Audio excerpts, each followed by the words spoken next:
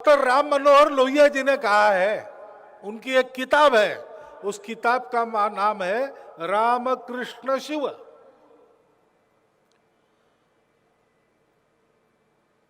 वो कहते हैं कि भारतीय समाज जीवन, राष्ट्र जीवन का ये जो वस्त्र प्राचीन समय में बुना गया, उसके उत्तर दक्षिण धागे को श्री राम ने पिरोया, पूर्व पश्चिम धागे को श्री कृष्ण ने पिरोया, और भगवान शिव तो इस पूरे समाज के मन में छा गए हैं सर्वत्र।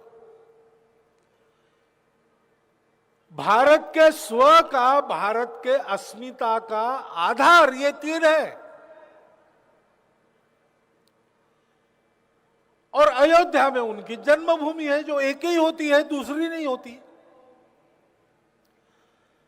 अब जब तक हम खुद के मालिक नहीं थे, स्वतंत्र नहीं थे, तब तक हम चुप रहे। हम अपने मालिक बन गए, स्वाभाविक हमने अपनी चीजों को बिठाया। पहला काम तो सोमनाथ का पुनर्निर्माण हुआ, सरदार वल्लभ भाई पटेल के नेतृत्व में, श्री के मा मुंशी के नेतृत्व में। उस समय मुंशी जी ने क्या कहा, उसका उद्घाटन करने के लिए डॉक्टर राजेंद्र प्रसाद गए थे, हमारे राष्ट्रपति जी। उन्होंने क्या कहा, सरदार पटेल ने क्या कहा, इसका अध्ययन करेंगे। तो ध्यान में आता है कि इस मांग को लेकर 30 साल से हम क्यों लगे।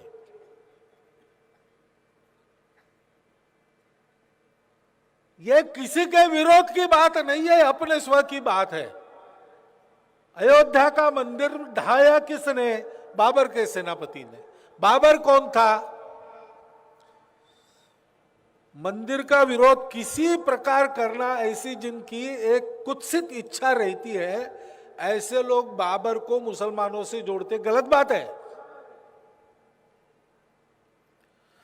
बाबर हिंदुस्तान पर चढ़ आया और सैदपुर नाम के स्थल पर उसने कत्लेआम किया। तब सैदपुर में आदि गुरु प्रथम पातशाह श्री गुरु नानक देव जी विद्यमान थे।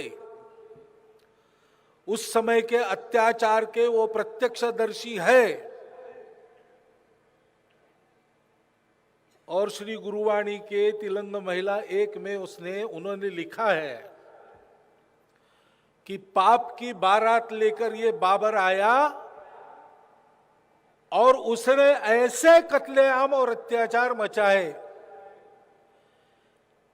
कि न हिंदू की न मुसलमान की शर्म रही, धर्म रही। तो किसी का नहीं था, वो अपने देश का था नहीं, अपने देश के राम है जो सबके लिए है, जो उनको भगवान मानते हैं वो उनकी पूजा करते हैं। लेकिन जो भगवान उनको नहीं मानते, वो भी अपने राष्ट्र के मर्यादा के प्रतीक उन्हीं को मानते हैं।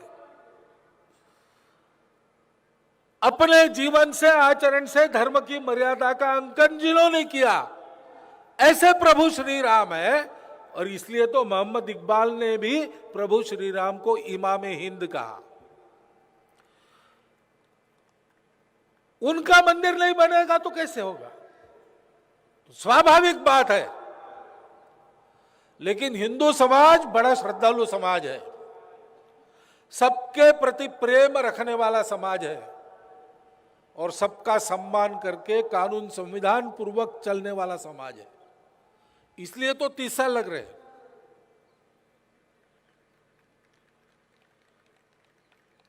हमने पहले समाज को बताया, भाई वहां रामलला विराजमान है, लेकिन ताले के अंदर है तो ताला खुल गया।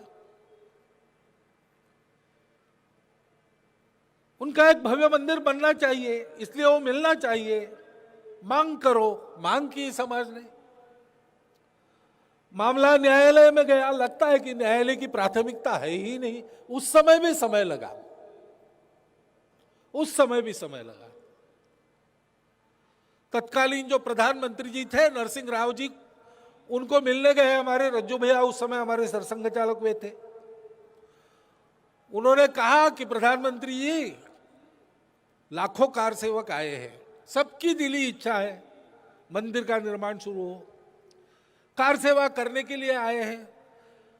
प्रतीकात्मक कार सेवा से समाधान होने वाला नहीं है। वर्षों से मांग कर रहे, अभी तक सुनवाई तक नहीं होती है, मन में असंतोष है। जो अविवादित जमीन है उसी पर से कार सेवा शुरू करने की अनुमति दिलवा दो। मामला कोर्ट में है, ठीक बात है, कोर्ट से जल्दी निर्णय दिलवा दो। एक दिन पहले निर्णय दिलवा दो तो हिंदू समाज है, अपने देश को जानता है, अपने देश को मानता है, किसी का शत्रु नहीं है, कानून संविधान का सम्मान करता है। अविवादित भूमि पर कार सेवा प्रारंभ करके समाधानी होकर कार सेवा को वापस जाएंगे। लेकिन प्राथमिकता अलग अलग होती है, अब क्या करें।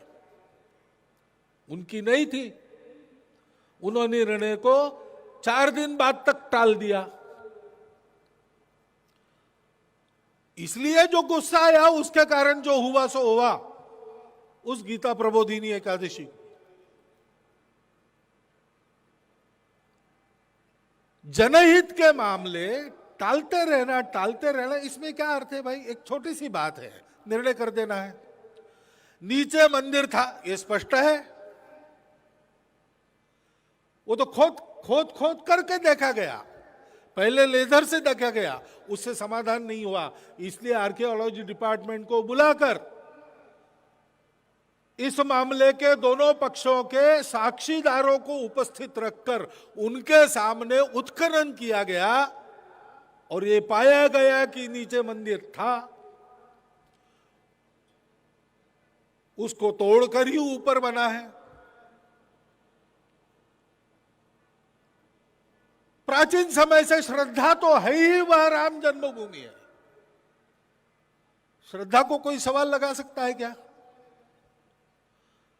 समाज केवल कानून के अक्षरों से नहीं चलता, समाज अपने मन से भी चलता है। दुनिया में सर्वत्र ऐसा है। कानून को उसको भी समझना पड़ता है, समाज भी कानून का सम्मान करता है। लेकिन अगर सत्य और न्याय को आप टालते चले गए और टालते ही रहना है, तो मेरी एक प्रार्थना है कि जितने अपने शिक्षा संस्थान हैं उसमें से एक अंग्रेजी कहावत को कहने के ऊपर प्रतिबंध लगाना चाहिए, justice delayed is justice denied. यह सिखाना नहीं चाहिए।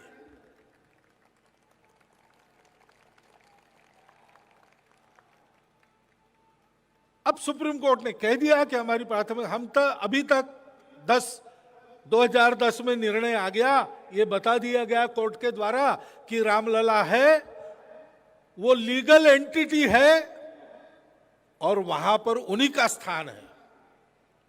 और फिर भी क्या सोच के किसी ने मांगा नहीं था, बंटवारा भी हो गया। लेकिन निर्णय तो साफ आ गया कि ये राम जन्मभूमि है, ये स्थान रामलला का है, कम से कम वहां तो मंदिर बनेगा ही बनेगा। तो एक आशा जगी कि चलो भाई, अभी तक न्यायालय टालते रहा। पहले अंग्रेजों का था, बाद में स्वतंत्र भारत में अपने लोग भी टालते रहे। लेकिन लगता है कि अब जबान खुल गई है, न्याय की भाषा न्याय बोल रहा है, इसलिए राह देखी गई। जब फिर ऐसा हुआ कि क्या होगा, तब सुना कि एक बेंच बन गई इस मामले का निर्णय करने के लिए, और आशा जगी। और प्रतिपक्ष के वकील ने वहां कहा कि इसको टाल दीजिए अगले चुनाव तक।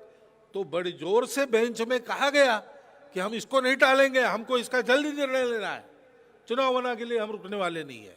बहुत अच्छी बात है, मामला राजनीतिक है नहीं, किसी को सत्ता में लाने के लिए या किसी को सत्ता से उतारने के लिए इसको हमने नहीं कहा है। तो चुनाव के पहले इसका निर्णय हो जाए तो मामला खत्म हो जाएगा। और आशा जगी, लेकिन नहीं हुआ। और अब साफ ये तो संकेत मिल गया कि ये मामला प्राथमिकता पर नहीं है, तो क्या करना।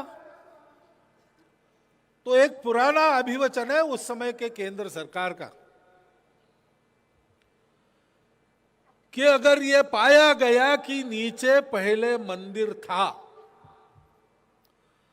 तो हिंदू समाज की इच्छा के अनुसार इस स्थान का विनियोग हम करेंगे।